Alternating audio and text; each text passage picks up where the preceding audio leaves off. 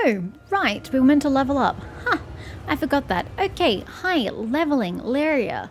What are we now? 15! Oh my gosh, you guys just get so far up in the levels, it's not funny. Did I hit next? Yes. Okay, snapshot. Probably not. While wielding a ranged weapon, you threaten...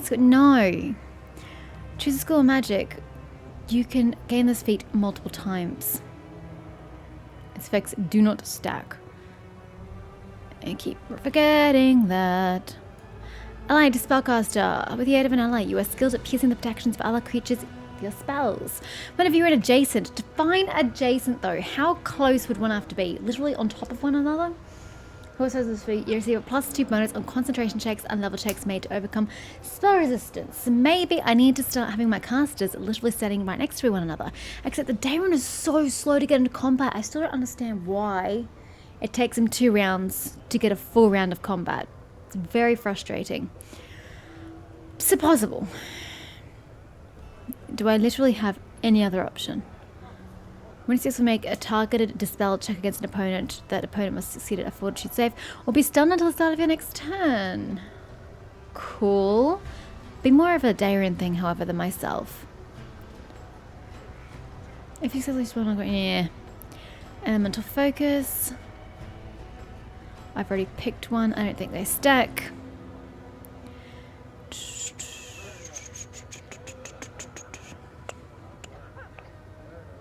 Your allies need not fear friendly fire. When casting a selective... Oh, but you've got to choose... How does meta magic even work? This game hasn't explained it, and I'm not picking something without knowing how it works for a level up. When casting a selective spell, what does that mean? One spell? Selective? Multiple? Don't know. With an area effect and duration of instantaneous, you can choose a number of targets in the area equal to the ability score modifier used to determine bonus. Spells of the same type, blah, blah, blah, blah, blah. These targets are excluded from the effects of your spell. Level increase, +1. A selective spell uses up a spell... Oh, yeah, that's right. That's stupid.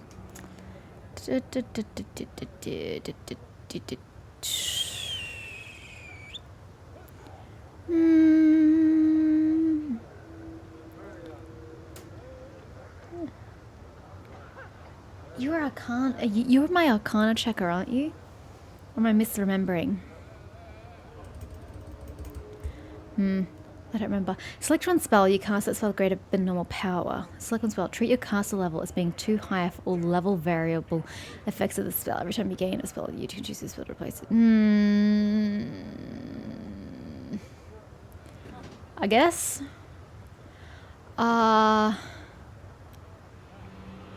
Wish this would sort by level. What do I cast a lot of? I cast a lot of Hellfire Rays. I cast a lot of Burning... no. Scorching Rays. Because they are really good.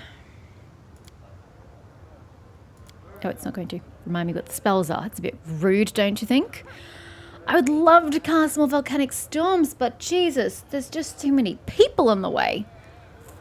So maybe I need to take this selective thing.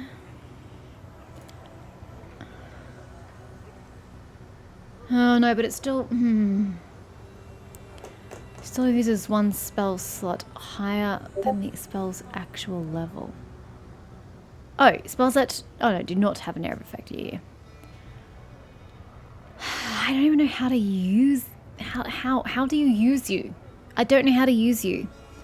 Therefore, I can't choose you effectively. So, I'm going to continue with the original plan. Do I want Burning Arc or Hellfire Ray? Or Fireball or Controlled Fireball? So many choices.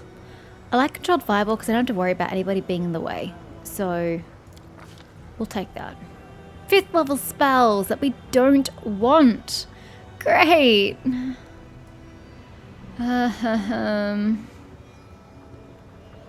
Anything that you would ever vaguely use? No, literally nothing you would ever use.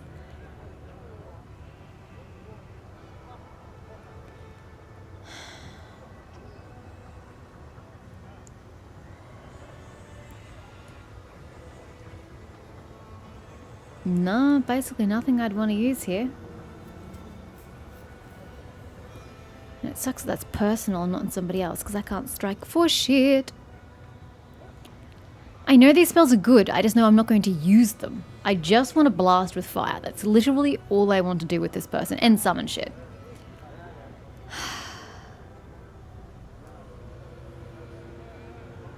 Break enchantment?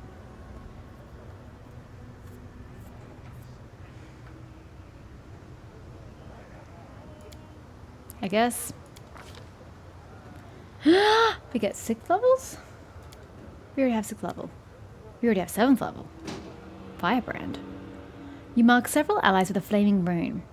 This rune does not cause damage and sheds light as if it were a torch. While the firebrand burns, any creature it marks is immune to damage from any fire spell you cast. Oh, but it goes by rounds. Oh, that's amazing. You could just like smash that on your allies immediately before going into combat as like a precast. Ah, then I wouldn't have to worry about hitting anybody with fire. All of the target's weapons inflict 1d6 points of fire damage on a hit. Well, I mean, that's only useful if they've got no fire resistance. They're enemies, not my allies. This bonus fire damage stacks with any amount of fire damage a creature's weapons might already inflict. At any point during a spell's duration, a creature bearing a firebrand can launch a beam of fire at any target within 30 feet as a swift action. What now? This is OP! This ray requires a ranged touch attack to hit and deals 6d6 points of fire damage. Once a creature uses its firebrand to fire a ray in this manner, the effects of the spell end for that creature. Oh, wait. You mean even the safety from fire damage? I suppose my backliners could use it, though. Darren could fire off a firebrand, and Lan can do it as well. Everybody in the front line, though, probably shouldn't do that, because I still need to have the firebrand to be immune to my fire damage as I just thwack it across the field. But that is still amazing. Yes. That's cool. That's cool. Oh, I get banishment. Okay, what else do I want? Level 6. Nothing would be the answer. Why do I have 2 Cold Ice Strike? Spell and a spell-like ability. What on earth is the difference? Dragonkind 1. It's adorable, but I have no strength to speak of. You become a medium dragon-like creature. I still am curious to know what a dragon-like creature looks like. You can only use your breath weapon once per casting of this spell. All breath weapons deal 68 points of damage. We've already turned myself into a dragon. It didn't end well. I still really like that, but it doesn't work for our elemental resistances. It would be very pretty, though. That was a fire one, wasn't it? All creatures in 20-foot burst, centered on a point. It's 46 plus 15, and knocking them prone. Halves the fire damage, negates knock prone, and it takes damage, becomes fatigued. Creatures with the water subtype. Yeah. That could be another level. Oh, we don't have the next summer monster. Oh, I only get to pick one. Aww. Oh no, I became an elemental. I didn't become a dragon. Right? I became a big fire elemental. I mean, that's cool. I like that. But I also like that. And I also really like that. Fatigued would really help. It's only for 1 round, but I think. She doesn't specify. But that sounds cool.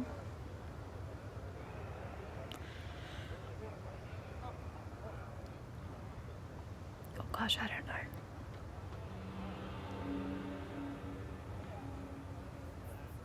What do I want? Come on, Mish. Make a decision. Make a decision.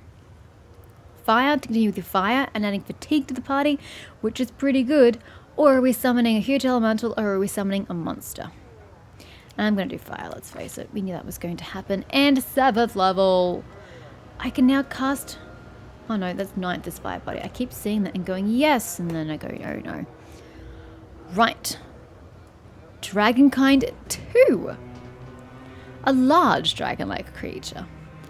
+6 size bonus to strength. Pfft, you mean I could actually attempt to hit something? Not well. Con, natural armor, EC, breath weapon. Bite, 2 claws, 2 wings, 1 tail. Ooh, 1, 2, 3, 4, 5, 6. So I could just miss 6 times. Fantastic. And you can only use breath weapon twice per casting of the spell. The duration of your breath weapon ability is reduced by half caster level. And you must wait 1d4 rounds between. No, that's not very fun now, is it? All breath weapons deal 8d8 points of damage. That's actually not bad. But no. Insanity. Legendary proportions. Hey, we found a use for the dragon bone. It's a miracle. Prismatic Spray causes 7 shimmering, multicolored beams of light to spray from your hand. Each beam has a different power. Creatures in the area of a spell with 8 HD or less, which I don't really understand, are automatically blinded for 2d4 rounds. Every creature in the area is randomly struck by 1 or more beams, which have additional effects. Oh, that just sounds fun on principle. To be within a 60-foot cone of multiple people is a lot of effort. Hey Waljeff, when are you getting 7 level spells? Summon a greater elemental. Or summon monster 7. 1d3 extra planar axiomites. Or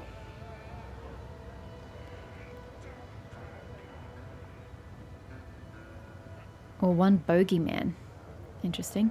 Or 1d4 plus 1 extra planar Brelania's arters. I'm sorry, but they kept using electricity damage, which is bloody useless. Still cool. Umbral Strike. Walk through space. While under the effects of a spell, you can teleport up to 30 feet as a move action. You must end this movement in an unoccupied space that you can stand on the line of sight. And you can spend a move action to teleport. Yeah, whatever. Oh, useful, but not a good use of the spell. You emanate waves of intense pleasure that cause all targets within range to falter. Affected creatures, so it's anyone within 30-foot cone, okay, are stunned for 1 round and are staggered for the remainder of the spell. A creature that makes its spell save is staggered for the first round and can act normally thereafter. Is it just me, or are there literally no fire spells? That's literally the only fire spell. It's disappointing. Highly disappointing. So, I don't really know. I like these options. I really, really do. I want to summon a greater elemental, but they're so useless against demons because of the spell, the energy resistance. But I really want to summon a greater elemental. Oh, that's so beautiful though. Well, Jeff! Yo, Waljeff, what can you do, buddy? Elemental movement. I feel like you gain 30 feet to your base speed. Hey, Greypaw, do you get that? Be nice if you did. Ah, that's your sorcerer bloodline spell. Wait, what? You gain a pair of wings that grant a +3 dodge bonus to AC against melee attacks and an immunity to ground-based effects. That's an ability?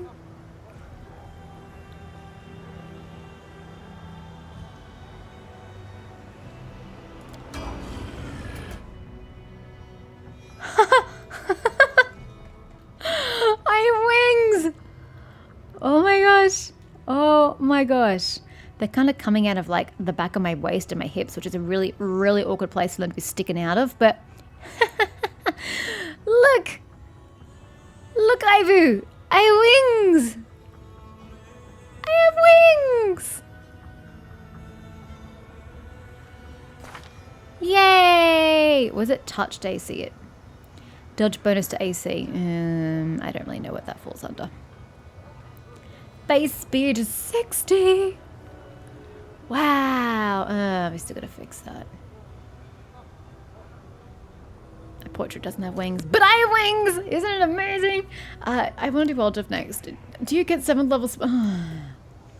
He still doesn't give it 7th level spells. Damn it. I really want that prismatic spray thingy. It was so cool.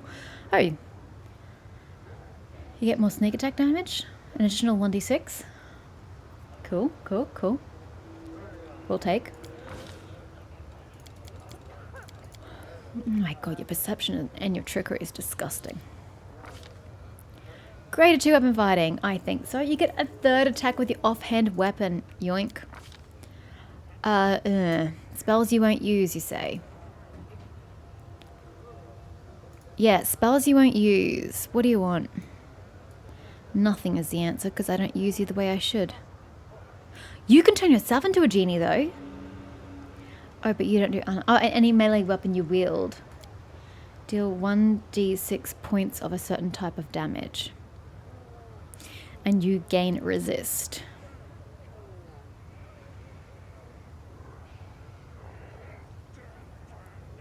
It's not really that useful. Kind of. +4 enhancement bonus to your natural armor bonus to AC. Actually, not that bad. Not that bad. Although you really should be putting invisibility on yourself, let's face it.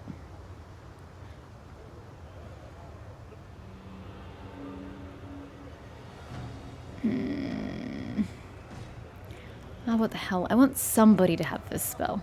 I like genies in these games. Oh, I need a second one. Drat. Do you want break enchantment as well, just in case I'm the one who's incapacitated by it? I don't want -2 to my dexterity. Dex is all I am.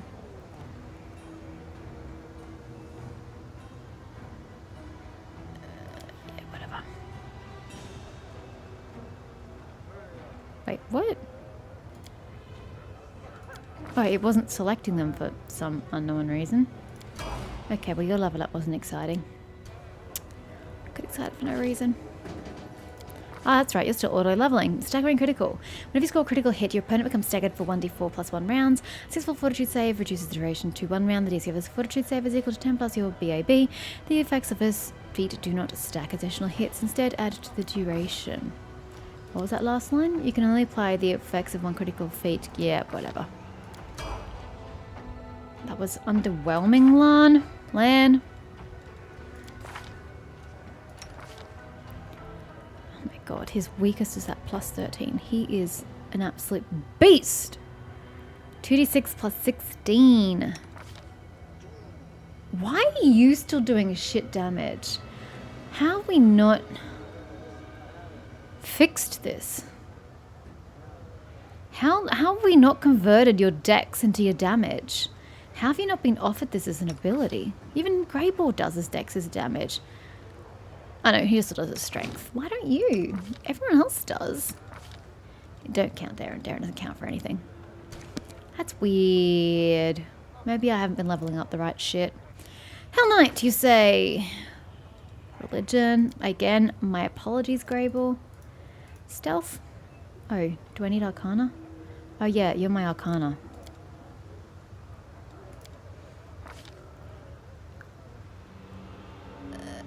No. Stop taking penalties on attack rolls. I don't want it. Do we have advanced weapon training? We do not. By the looks of things, these letters are kind of freaking hard to read, but we don't.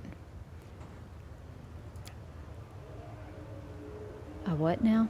Select one advanced weapon training option, applying it to your fighter weapon group you have selected.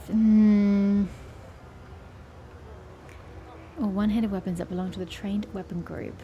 As if they were light weapons, but returning penalties to attack rolls for fighting with 2 weapons. What if fighters' allies are treated as if they have the same teamwork feats as that? Trained initiative.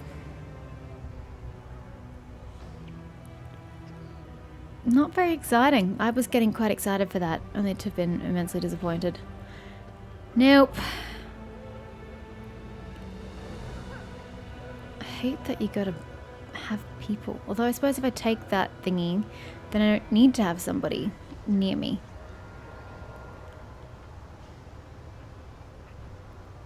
Critical focus?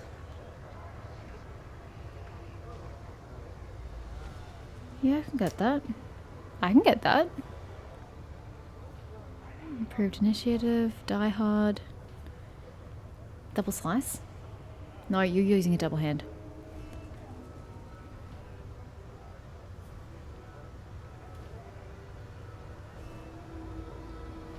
Shadow play. You don't use shadow magic. You don't use any magic.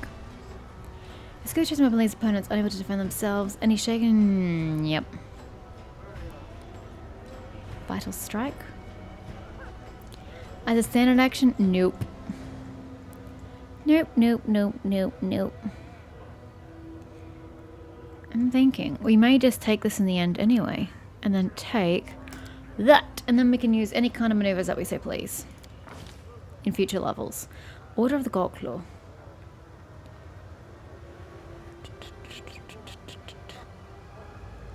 Ah. I never really remembered that was a thing. Okay. That level up wasn't particularly exciting. Grey Boar! Sickening critical. You become sickened for 1 minute. Sounds great. You do you, buddy.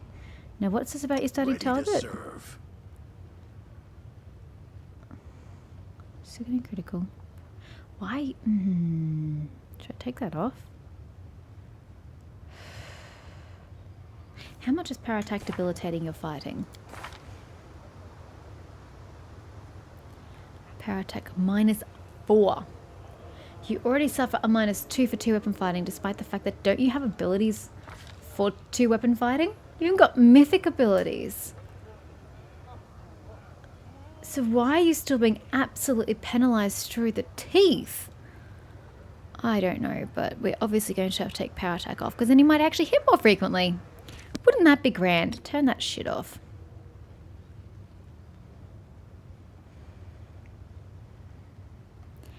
Character can as a standard action denote one target that has qualities plus 2 bonus. Confirmed.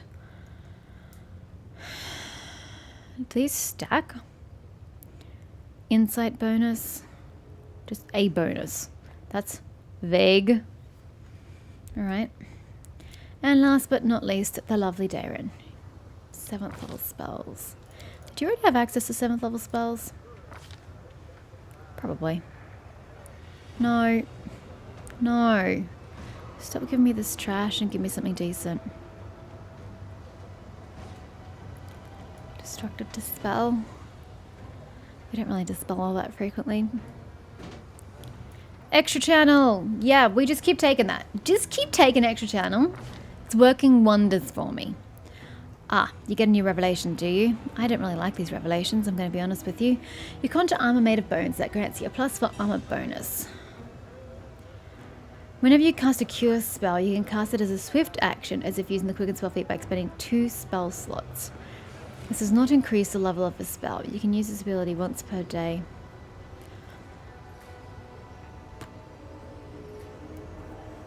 But how do you tell it whether to do that or not? Death's Touch. Lifelink. Life Sense. Near Death. Resist Life. Soul Siphon.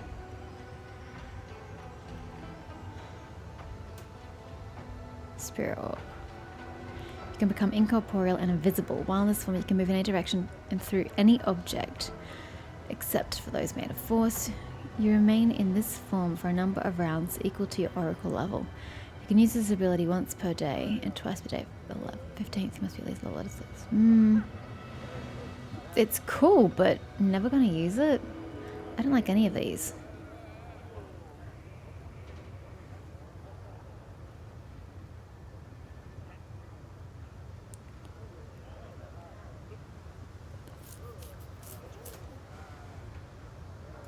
Take that. I don't like any of your options, quite frankly. You get another 5th level spell. Huh. Yay. What fun things do you have in store for me? Nothing useful. You know what? Even though we don't even use Breath of Life. Go summon some elementals. Elementals, monsters. Summon some monsters. Maybe you can be my secondary summoner, even though I need the healing. 6th level. Yo, come back. This is my heal, so probably not going to use you. Oh, you can get elemental assessor. Take another summon. And 7th level. Be my guest. dictum. That looks really cool. Wait, that's all creatures?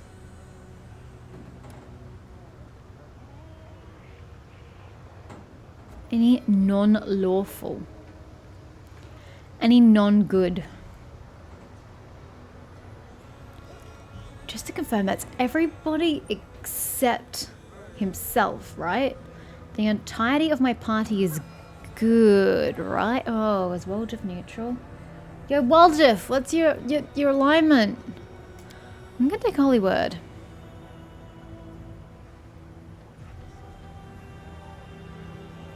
No, not Holy Word.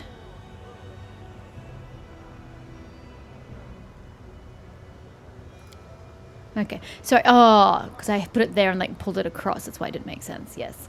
I'm just gonna take it. You had a really boring level up. Yo, Waldif, what's your alignment, buddy? What's everybody's alignment? I know what I am. I'm chaotic good. Lawful neutral. That's okay, you're a backliner, doesn't hurt. Lawful evil. Jesus, you're all useless to me. Okay. Still, you're gonna have to avoid literally everybody in the party. I'm sorry, buddy. I tried my best. I thought I had more good people in my party, I'm not gonna lie. But, shame on me for thinking that, right? Shame on me. Waldif is going to... Did he get any extra spell slots? Yeah, he did.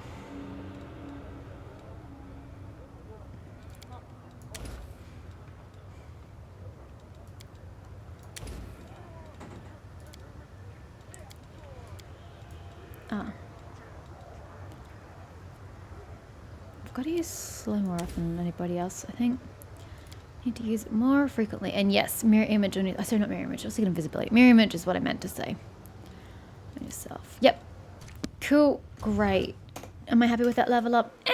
Pretty meh. Let's enter the House of Wicked Knowledge. This is Greyboar's thing, correct? The look is familiar. These locks are used by monster traders from Kadabash, who want to ensure their most powerful beasts stay in their cages. It can't be forced, but one delicate twist of a knife, and done. A hunt is a clash between the hunter's cunning and the shrewdness of the prey. When the prey expects a trap, the hunter's acumen is put to the test in trying to subvert such expectations. Wieldus has proven he understands this fundamental principle. The commander bursts through the front door and freezes. For all the tales about the mansion supposedly becoming a citadel, no one is there to assault the unwanted guests. For all the tales, no one is there to assault the unwanted guests. Sorry, I misunderstood the sentence. Now I get it. There are no flying arrows, no chilling battle cries, and the expensive furniture hasn't been turned into makeshift barricades. The commander and her companions carefully examine the luxurious antechamber. There are two doors leading deeper into the mansion. One bears a symbol of a mirror and the other a symbol of a knife. There is a bloody pigeon feather in front of the doors and a note that contains two words. Welcome, assassin. Succeeded at a law religion check. The commander recalls that the bloody feather is a symbol of Shax. Ha, Shax, that's my friend. The bloody marquis. This demon lord is infamous for luring his victims into labyrinths full of deadly traps. Well, that bodes well. The door slams shut loudly behind her. The commander decides to leave the mansion would be the smart thing. Yo, Greyboard, do you want to pitch in here? Mirror or knife? They both sound pretty bloody terrible. I would like to go to the mirror, but I think a knife is more indicative of where we want to go, but I like mirrors. Well, I don't like mirrors. I like the concept of mirrors in games and stuff about your inner self and blah, blah, blah. Stepping through the doorway, the commander suddenly feels nauseous and an icy chill runs across her skin. Hush, you lot. Her intuition screams that she has just passed through an interplanar portal, oh dear, and she instantly loses all sense of direction and balance. It seems the rooms of this mansion occupy different layers of reality, and these portals unite them into an elaborate labyrinth, where a single wrong turn is enough to lose one's way entirely. Greed and arrogance are traits inherent to almost all demons, and the lord of a mansion seems eager to prove himself without equal in the indulgence of both of these vices. The door leads into a magnificent sitting room. It hasn't been furnished in a manner indicative of tasteful refinement. The lamp reflections sparkle on the gilded furniture. The floor is covered in elaborate mosaics. The shelves are full of expensive trinkets. As if all this luxury wasn't enough, the whole room is reflected back again in the giant mirror that covers the entire ceiling. As soon as the commander enters, the mirror's surface ripples, starting to bubble, bulge, and ooze like molasses. It sends its sticky tendrils toward the outsiders, and a single touch from those appendages pierces the flesh with a sepulchral chill. The commander, evil, lure, tries to defend herself using profane rituals. Are we using just me, or are we using everybody? Everybody, good to know. Attempts to break the mirror with a powerful blow. Looks around searching for cover. I mean, I was kind of more inclined to do that because, you know, it sounds fun, but it's the one I have the least chance of succeeding with. So we're going to break the mirror. With a furious cry, Lyria strikes the mirror with all her might, which is to say -1, and the surface shatters with a deafening clang. The shards fall down and a glittering waterfall. Oh shit! Take cover, guys! The shards could kill you. Sorry. Should have given warning before I smashed it. And a glittering waterfall, smashing into tiny fragments on impact. And watch your feet! Hope no one's barefoot. Shit, Ivory, can you fly through this one? By right, the trophies from a battlefield belong to the victor. The commander invokes that right and fills her purse with a considerable number of gold trinkets that any merchant would gladly barter for more useful items. There are 3 doors that lead out from the room occupied by the strange carnivorous mirror. The commander decides to open the one bearing the symbol of... Oh, I got gold shit. Nice, hope that sells for a lot. A crooked knife, a tooth filled with more, a pair of scales. Though again, I still think the knife is where we're supposed to go. No matter why are you so bold? Jesus, yell at me much? No matter how gleefully the lord of his palace mutilates flesh, he is first and foremost a scientist. And a scientist, by definition, is a madman who can put to shame any giggling maniac with a knife. Therefore, it comes as no surprise that his laboratory is furnished with care and order, and there is no hint of the tawdry luxury found in the other rooms. There is a multitude of flasks and vials of potions resting on the tables, and the cupboards are full of jars containing brains of all shapes and colours.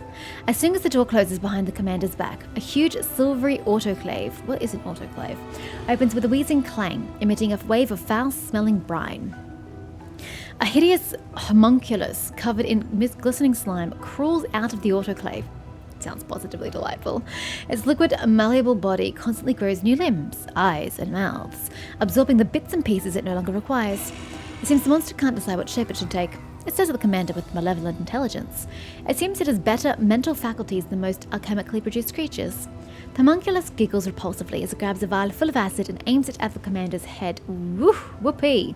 The commander starts throwing flasks of potions at the homunculus while trying not to touch any really dangerous substances. Sounds like a plan. Attacks the nimble monster, hoping to corner it and finish it off. Decides to scare off the malevolent. Yeah, what's the fun in that? Let's just give it a taste of its own medicine and start hurling shit at it. The barrage of flasks, vessels, and other laboratory wares forces the homunculus to retreat behind the bulk of the autoclave and defend itself from there. Careful again, guys. First you had to walk over glass, now you gotta walk over like spilled liquid of dubious origin. Take care. Lyra grabs a round, corked vial with frost on the inside. Taking careful aim, she launches the projectile right in the monster's hiding place. A pale blue flash lights up the laboratory, and the homunculus is instantly frozen into the autoclave, covered in a thick layer of ice. It desperately grows 2 extra mouths for its final deathly scream. It needed 2? Wow. Overachiever much? The commander uses this chance to search the laboratory and manages to procure an entire satchel of useful potions and balms, stripping over the wreckage of expensive lab equipment and shattered glass. More glass, sorry guys. The commander pauses before the 3 doors and eventually chooses the one with the symbol of... Oh no, 2 good options. A full moon or a blazing fire. Me, as a person, I really want to do full moon, but I can't ignore a blazing fire when my character literally uses fire. As much as that hurts my soul, I'm going to have to just do that. The commander finds herself at a long stone passage. No traps are triggered by her careful steps, yet at the end of the passage, her vision grows blurry. The illusion of safety falls apart like a house of cards, revealing an endless fiery field. Ashen Mountain. Hey, I'm immune to fire damage, by the way. Ashen mountains, rivers of lava, and magmatic volcanoes. Hot wind scorches her face. It is not difficult to conclude that this deadly place is the elemental plane of fire. Ash and volcanic rock tremble beneath the commander's feet, but walking on, it seems safe enough for now. And the escape route is a distant 3-way arch of rough-hewn stone containing the 3 familiar doors. However, in order to reach it, the commander must find a way past the river of fire, at which tiny islets of porous stone are just barely visible. The river spews out tongues of roaring flame that lands on the banks and crystallize into dark glass. As a result, both banks of the river have become steep, jagged cliffs of obsidian. Oof!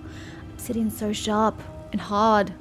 The commander has nothing left but to do but I would just say walk through the lava because I'm immune to fire. That's what I would have said. Aren't I immune to fire? I think I am. Or do I just have like disgustingly high resistance? Take your pick. Ability to get to the other side by jumping from islet to islet. That sounds like a lamb thing to do. To cross using the rocks scattered about the place. It's not very exciting. Why are you doing world? Shows the best character for this action, my ass.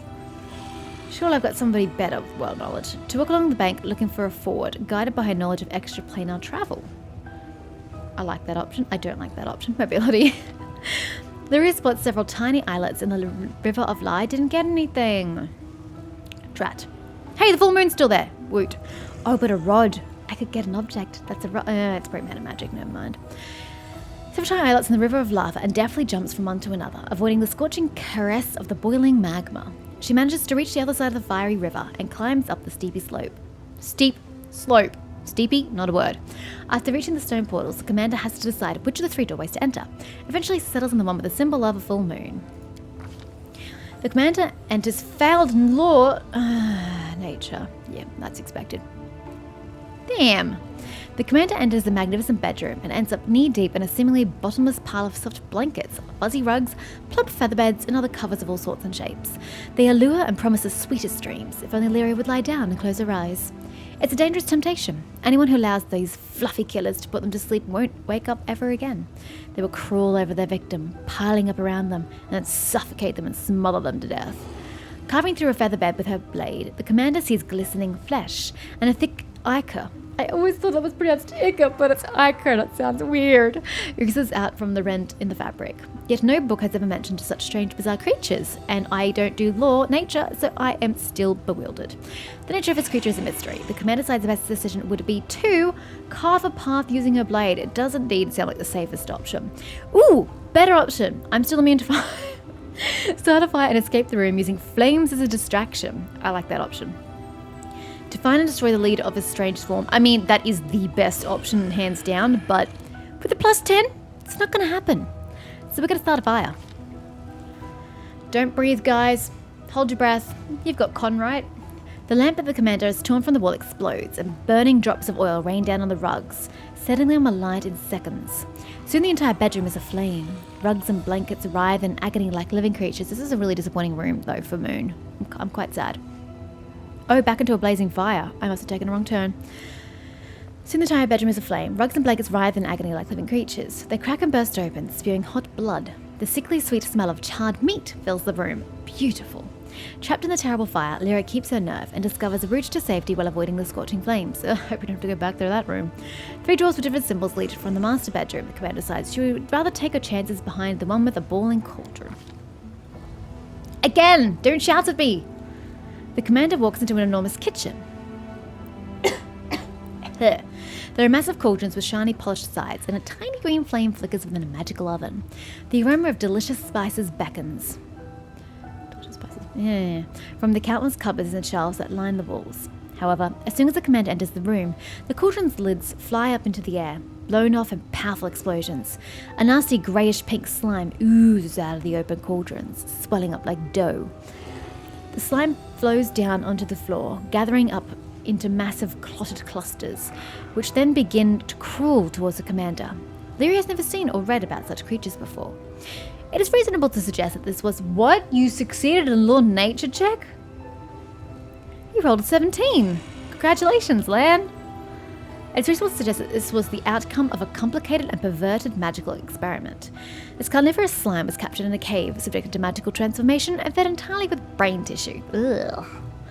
Decides to burn the monster in a magical oven. I'm all for burning. I mean, as long as we get a 2, plus we should be fine. Searches the kitchen for a poisonous concoction to use against the carnivorous slime. No. Searches the room for an escape route. Nah. This is the most fun option. Ooh, we have a pointy arrow. Okay, we definitely took a wrong turn.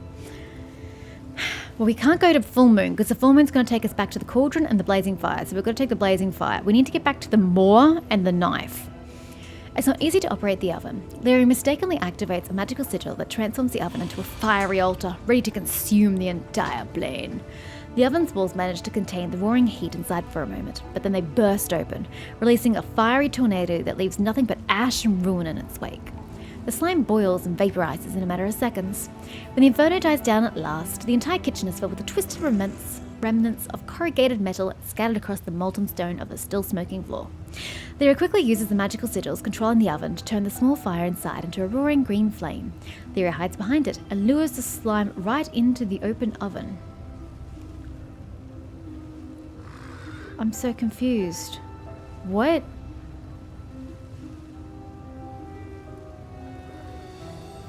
I've apparently made a mistake. I destroy the slime by boiling it and vaporizing it. But then I hide behind it and lure the slime in? This sounds like it should be like a failure of use magic device check. And that should be the success. You can't kill the slime twice. Okay. I will continue. Lyra hides behind it and lures the slime right into the open oven. The monster fails to perceive the threat of a fire and crawls inside, instantly beginning to bubble and boil. In a matter of moments, all that remains of the creature is a suffocating stench that still hangs in the air. Yeah, I do think that is a mistaken inclusion from a failure of use magic device.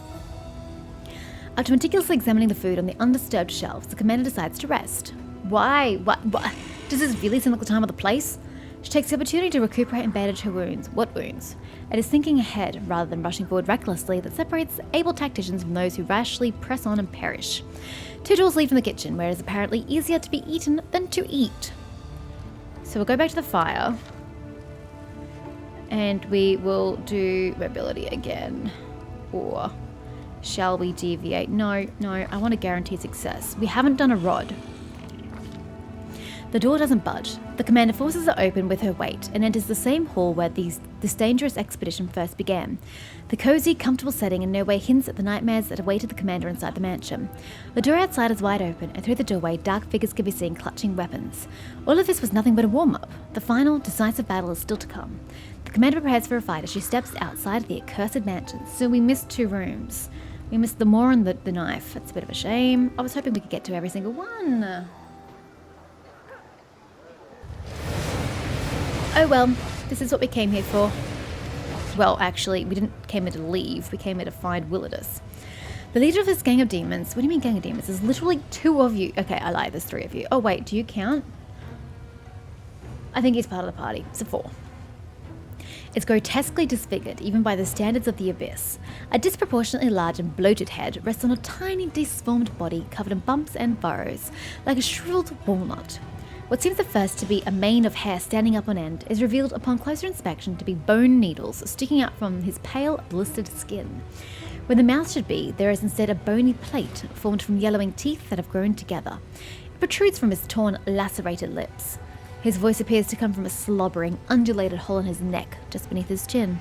More bloody larvae showing up in my palace. I'm getting very tired of these visits. You sound like an absolute looker, sir. What a freak. Even I feel somewhat conflicted. Would killing this creature be an act of cruelty or mercy? I do not wish to show mercy to that scum that set me up. Oh, don't worry, I'm the last guest you'll ever have. Demon's cloudy eyes flare with anger, and his smug giggles give way to a low, menacing growl. Soon we shall find out what your tiny, ridiculous, worm-eaten brain smells like. Killer! The dwarf grins ominously, and as he looks at the demon, there is no mercy in his eyes. I won't lie, I've been waiting for this moment. Tomorrow morning, my reputation will be spotless once again. Sweet dreams! Do I get to go first since I was the one who instigated? I instigated? Can you delay? I really... Oh, but I need to haste. Oh, hey, that reminds me. I don't know about the glitching and the hitching, but I did look up the long loading screens. Turns out it's a bug related to killing Camellia. I can't guarantee that that's what mine is caused by, but it does seem to be around the same time when my load screen started to get very long and time consuming. Apparently, if you kill Camellia and you take the amulet from her neck, you know, the one with the entity in it, taking that is somehow bugged and completely slows down the loading in your game, and you get really long load screens. People had success by loading before they killed her and then just not taking the amulet, or just not killing her entirely, and they had just good loading screens after that. But you know, I didn't really think about the fact that there was a problem until about 10 hours after I killed Camellia, if not longer. So it's not exactly an avenue I can pursue, which is a bitch. So I've just got to put up with my long loading screens. As for the hitching and stuttering, that I don't know. It could be a consequence of the Abyss, because I do know that some people keep saying that the Abyss is really poorly rendered and poorly... I don't know the word I'm looking for. It doesn't function smoothly. So that could be a result of that, but I haven't specifically looked into it. So well, Diff, yes, I should haste, but I'm just going to flame these bad boys. If I have anything to flame them with. Yeah, you. Firestorm. Ah, oh, damn it, I can't Firestorm. I can never Firestorm. I can never have the range. Oh, you've got a full action. I didn't know. But no, you can't. How do you Firestorm? Oh, you can move though. That's just your current space. So you can move to there and use the ability. Yeah, that's fine. Do that.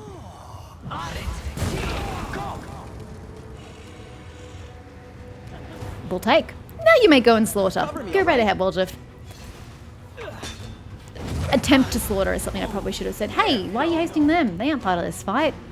Oh, thanks. You came to Regil. That's so polite. That's so polite of you. Thank you. What would you like to do? Yeah, you can't reach them and you've only got one move. So let's just bless your party. Or we can just summon a monster. It's so unnecessary. Unless these guys pull out something really weird, we're going to decimate. Can you please move forward? You're way too far back. Innovation failed. Walter's fine. Oh, can you not go somewhere I can't see? Thank you. Lan, you know, he's bothering me. This is disgustingly easy. Is he going to, like, run away at the end of this? He's literally the last one left. Hey, Ivy. You want to just blast him? Go for it, girl. Nailed it! Oh, shit. Hi! Horzala. The projection is that of a tall female demon. Unlike many of her kind, she looks like the Dovahkiin. She seems slimmer. Really? Does she? And less stocky in build. I permit to disagree. Maybe it's just her clothes. Upon closer examination, you realize that her thinness is caused by extreme emaciation, which makes her look like a withered tree. I'm sorry, but you clearly didn't give withered tree description to the character creator, because she looks nothing like what you're describing. The skin on her neck and wrist bears the marks of shackles, and her body is covered with flaming seals of Baphomet. Lowering her eyes, the demon addresses you quietly. Allow me to congratulate you. The short work you've made of Willidus proves you are a true professional. I'd like to take the credit, Horzala, but that was disgustingly easy. And I know I'm not on easy mode, I'm back on normal, so that was just sadly easy. I am Horzala, and on behalf of the Assassin's Guild, I congratulate Greybor on completing this contract. You have fulfilled the order we received for Willidus' murder, and therefore you have the right to collect the bounty, even though you are not a guild member yourself. I'm sure you may also have many questions about what happened. I doubt our guild is hard to find. There is a notice board at its entrance where the assassination contracts are posted. Wait, here in the Abyss? Who are you? I am Horzala, Baphomet's daughter. Oh, he has multiple spawn. I didn't think about that before. The projection looks him in the eye and adds an aggrieved whisper. Horzala, not Hepzimira. She's my elder sister, but I doubt you're able to appreciate the true extent of my misfortune.